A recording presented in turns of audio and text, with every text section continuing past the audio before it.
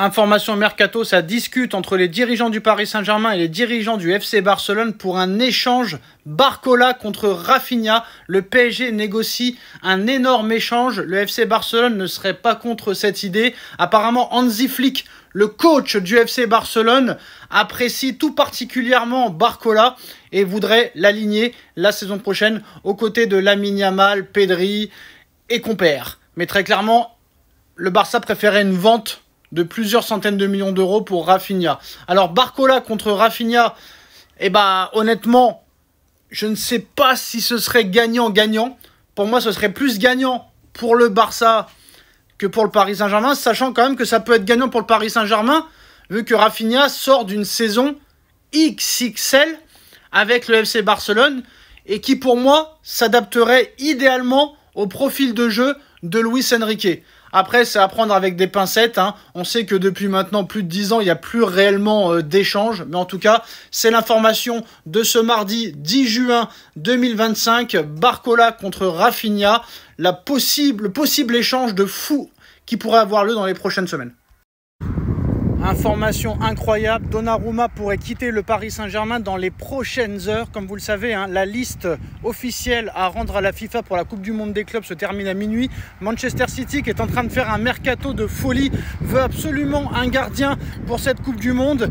Et Donnarumma pourrait signer à Manchester City avant minuit ce soir. Donnarumma, d'après Sky Sport Angleterre, aurait proposé 20 millions d'euros. City aurait proposé 20 millions d'euros au Paris Saint-Germain pour s'attacher les services de Donnarumma.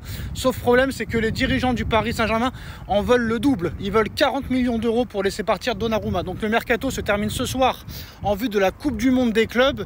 Et Manchester City va faire peut-être une grosse offre d'ici minuit, une grosse annonce aussi. Donnarumma, le gardien du PSG, est dans le viseur de Pep Guardiola et de Manchester City pour cette Coupe du Monde des clubs.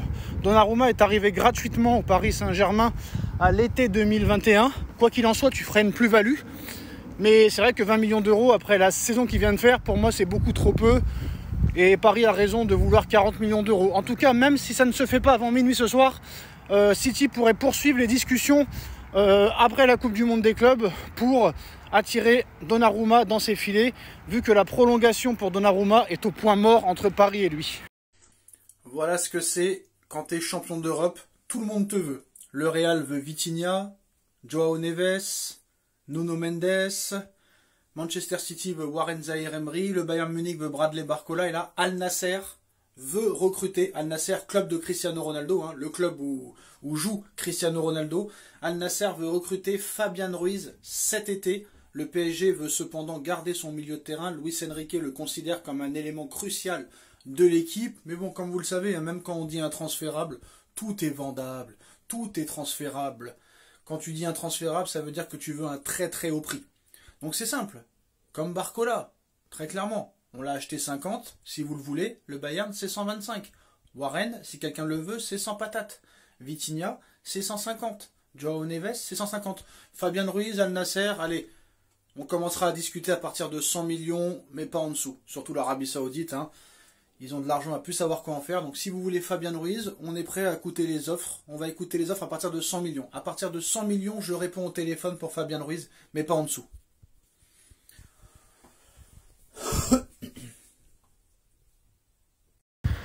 Les gars, le mercato a commencé il y a quelques jours et on rentre déjà dans l'histoire du football, dans l'histoire du mercato. Florian Wirtz à Liverpool, c'est fait. Montant du transfert, 150 millions d'euros, bonus compris. On rentre dans l'histoire. Florian Wirtz devient le 3e plus gros joueur de l'histoire, le 3e plus gros transfert de l'histoire du football, de l'histoire du mercato.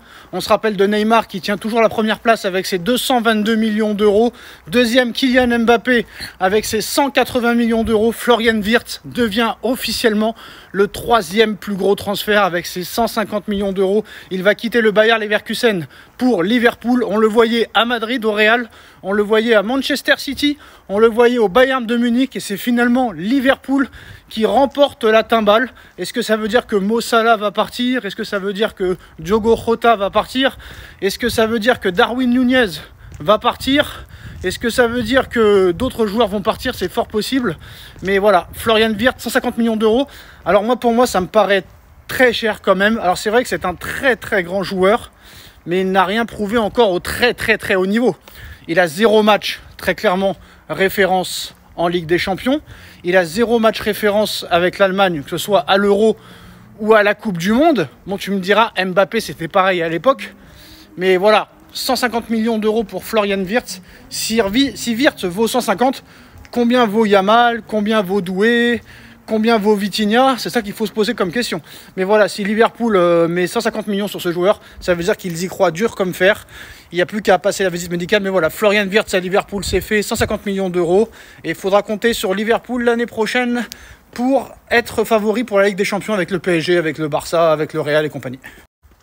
Le Real Madrid observe la situation de Vitinha de près. On le savait depuis plusieurs semaines maintenant. On sait que ça s'est intensifié depuis la victoire en Ligue des Champions. Ça s'est surintensifié depuis la victoire du Portugal face à l'Espagne. Très clairement, Vitinha fait une saison légendaire, exceptionnelle. On le met sur le podium du Ballon d'Or.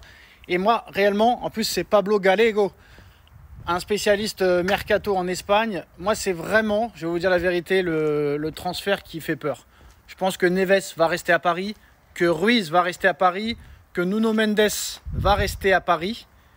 Mais sachant que le Real Madrid a perdu Toni Kroos, l'un des meilleurs milieux de terrain du monde, peut-être même de l'histoire, qu'ils ont perdu Luka Modric, une légende, 6 Ligues des Champions, l'un des meilleurs milieux de terrain de l'histoire. Quand tu perds 2 milieux de terrain en un an, qui s'appellent Toni Kroos et Luka Modric, il est évident que tu veux les remplacer par un, voire 2 milieux de terrain superstars. Phénoménal. En plus, on a entendu que Toni Kroos et on a entendu Modric dire que Vitinha avec Pedri étaient les meilleurs milieux de terrain au monde. On sait très bien que pour remplacer Toni Kroos et Modric, le Real Madrid ne peut pas attirer Pedri. Pedri n'ira pas au Real Madrid, ça c'est sûr et certain. Donc leur seule option, c'est Vitinha. Parce que Vitinha-Pedri, c'est ce qui se fait de mieux à l'heure actuelle au milieu de terrain dans le football. Donc moi, j'ai vraiment très peur de ce feuilleton Vitinha. J'ai vraiment très peur. Parce que quand Kroos part, quand Modric part, je peux dire que tu as de l'oseille en réserve. Et ce ne serait pas étonnant que le Real Madrid déboule avec 110, 120 ou 130 millions d'euros. À voir ce qui se passera, mais je pense que ça va être un feuilleton qui va durer longtemps et qui ne fait que commencer parce que le Real Madrid va vouloir remplacer Kroos, va vouloir remplacer Modric et ne se contentera pas de Valverde. Les gars, le mercato a commencé il y a quelques jours et on rentre déjà dans l'histoire du football, dans l'histoire du mercato. Florian Wirtz à Liverpool, c'est fait. Montant du transfert, 150 millions d'euros, bonus compris. On rentre dans l'histoire. Florian Wirtz devient le 3e plus gros joueur de l'histoire, le 3e plus gros transfert de l'histoire du football, de l'histoire du mercato. On se rappelle de Neymar qui tient toujours la première place avec ses 222 millions d'euros. Deuxième, Kylian Mbappé avec ses 180 millions d'euros. Florian Wirtz devient officiellement le 3e plus gros transfert avec ses 150 millions d'euros. Il va quitter le Bayer Leverkusen pour Liverpool. On le voyait à Madrid, au Real. On le voyait à Manchester City. On le voyait au Bayern de Munich. Et c'est finalement Liverpool qui remporte la timbale. Est-ce que ça veut dire que Mo Salah va partir? Est-ce que ça veut dire que Diogo Jota va partir? Est-ce que ça veut dire que Darwin Nunez va partir? Est-ce que ça veut dire que d'autres joueurs vont partir? C'est fort possible. Mais voilà, Florian Wirtz, 150 millions d'euros. Alors pour moi, ça me paraît très cher quand même. Alors c'est vrai que c'est un très grand joueur, mais il n'a rien prouvé encore au très haut niveau. Il a 0 match, très clairement, référence en Ligue des Champions. Il a 0 match référence avec l'Allemagne, que ce soit à l'Euro ou à la Coupe du Monde. Bon, tu me diras, Mbappé, c'était pareil à l'époque. Mais voilà, 150 millions d'euros pour Florian Wirtz. Si Wirtz vaut 150, combien vaut Yamal? Combien vaut Doué? Combien vaut Vitinha? C'est ça qu'il faut se poser comme question. Mais voilà, si Liverpool met 150 millions sur ce joueur, ça veut dire qu'ils y croient dur comme fer. Il n'y a plus qu'à passer la visite médicale. Mais voilà, Florian Wirtz à Liverpool, c'est fait, 150 millions d'euros. Et il faudra compter sur Liverpool l'année prochaine pour être favori pour la Ligue des Champions avec le PSG, avec le Barça, avec le Real et compagnie.